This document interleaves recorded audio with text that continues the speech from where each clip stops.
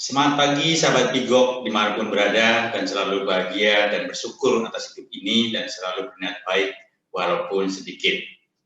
Hari ini kita akan membahas masalah Visual Studio yang kemarin saya janjikan untuk membuat sebuah spreadsheet atau Excel di dalam on the web dan juga editor Word di dalam sebuah on the web. Langsung saja kita gunakan tool yang dinamakan Visual Studio. Bentar ya, kita sharekan. Nah, ini Visual Studio. Coba kita lihat di Visual Studio ini, ya. Setelah dibuka, kita gunakan Microsoft Visual Studio, oke. Dan kita cek di sini nanti beberapa toolbox komponen yang sudah bisa digunakan, oke. Kita coba untuk menggunakan project baru, ya. Project barunya adalah, oke, kita pilih dulu, kita pilih project hari ini adalah Bigok Excel ya, Bigok aja, Bigok 01 ya, oke. Nah, projectnya Bigok 01 seperti ini tampilannya ya. Coba saya terangkan dulu, yang sebelah kanan, yang sini adalah Solution Explorer, yaitu nama projectnya Bigok. Dan ini adalah modul dan komponennya ada di dalam yang tadi kita buat menggunakan Visual Studio. Ini adalah source-nya, kalau kita lihat source-nya dengan menggunakan teks seperti ini, tapi kita akan menggunakan desain seperti ini ya. Jadi lebih humanis ya. Oke, sebelum kita masuk ke dalam, kita coba explore dulu ya. Kita coba buat dulu, kasih judul di site-nya ini, ya. Kita pindah ke ini, kita ganti nama Bigok Excel and Editor ya, karena kita mau buat editor dengan spreadsheet juga, oke. Habis itu kita gunakan di sini menu, satu menu di sini kita buat yang namanya adalah Excel atau spreadsheet ya. Kita naikkan ke atas, kita buat satu lagi di sini adalah editor, oke. Nah, seperti ini ya. Oke. Ini project sudah bisa kita gunakan. Ada beberapa menu. Satu menu yang nanti kita buat Excel, satu menu buat editor. Oke. Terus kita jalankan dulu biar Anda tahu hasilnya seperti apa. Ya.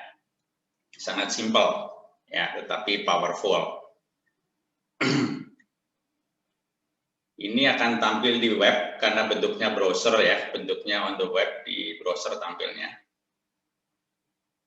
Ya, sedikit lama karena butuh kompilasi sebentar dan kebetulan ini RAM yang digunakan hanya 4 GB, jadi seperti ini ya. Ini belum ada apa-apanya ya, tapi sudah ada menunya ya. Oke. Nah, ini tampilannya masih kosong banyak nih. Kita mau penuhin dulu biar nanti tampilan Excel-nya lebar. Oke ya, kita balik lagi. Ini kita stop. Oke, di sini ada yang namanya style ya, kita cari style, nah site. Nah, kita cari yang namanya pages.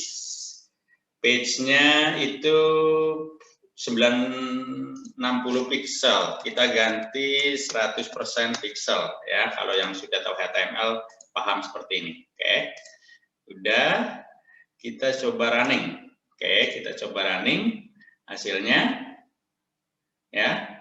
Maka dia akan full page di dalam sebuah browser.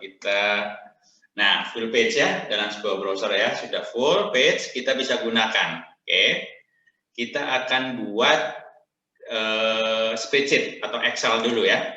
Kita buat project di sini satu ya, projectnya kita buat satu project ya. Dari ini kita kasih nama web Excel ya. Oke, ini linknya ke sini. Oke, ini tampilannya. Nah, satu hal, pada saat Anda menginstal Visual Studio yang kemarin kita bicarakan bahwa kita sudah harus menginstal Visual Studio dan juga harus sudah menginstal komponen namanya DevExpress. Oke, kita cari di sini DevExpress, kita cari komponennya DevExpress di mana, ya? Namanya spreadsheet. Oke, ini DX itu DevExpress ya, ini spreadsheet. Anda tarik ke sini, oke.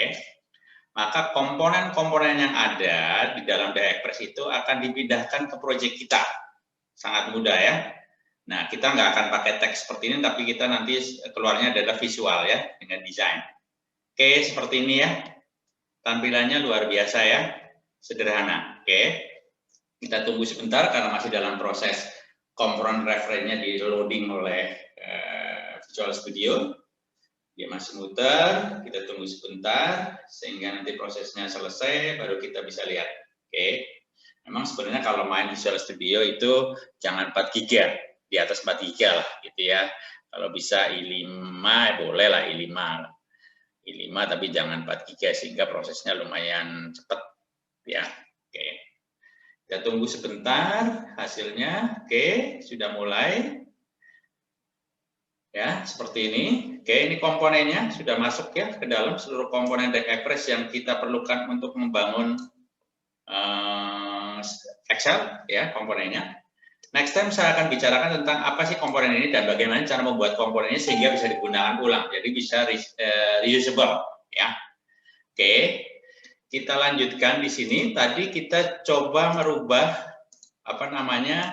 menu ya. Di sini ada set master, itu tempat menunya. Kita ganti lagi di sini ya.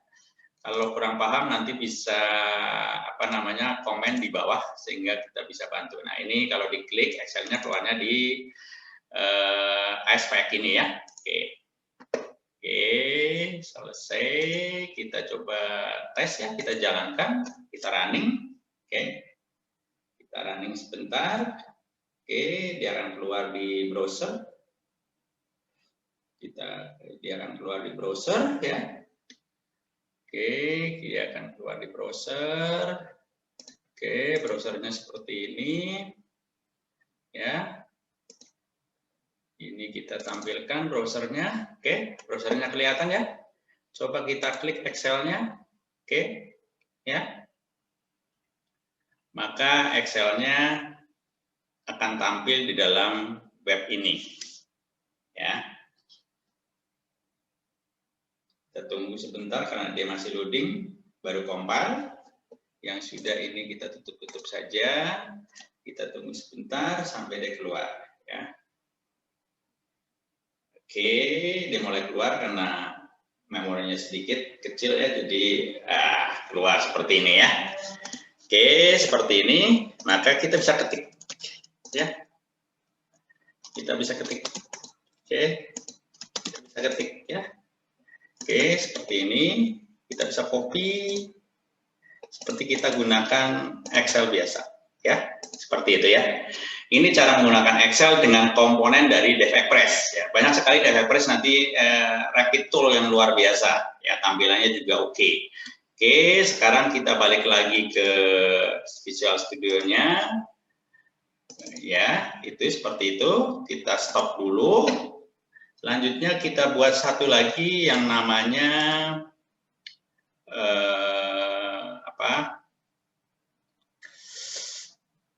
editor. Oke, sama seperti tadi kita buat web editor, editor ya. Enter, kita pilih site-nya. Oke. Kita pindah ke desain. Oke. Terus kita di sini cari yang namanya HTML editor. Ada nggak HTML editor? Kita cari HTML editor di sini. Ini spreadsheet bla bla bla bla bla. Di mana HTML-nya kita cari ya. Namanya HTML editor. Oke. HTML editor. Oke, ini depannya semuanya DEX ya, artinya DevExpress. Oke, kita pelan-pelan aja. Kita cari pelan-pelan biar kalian memahami di mana posisi komponennya. Nah, di sini. Oke. Kita klik di sini ya. Maka dia menjadi sebuah editor. Kalau Anda mau ngetik misalkan pakai kayak seperti Notepad, kayak seperti WordPad, itu tampilannya seperti ini. Oke ya. Seperti itu.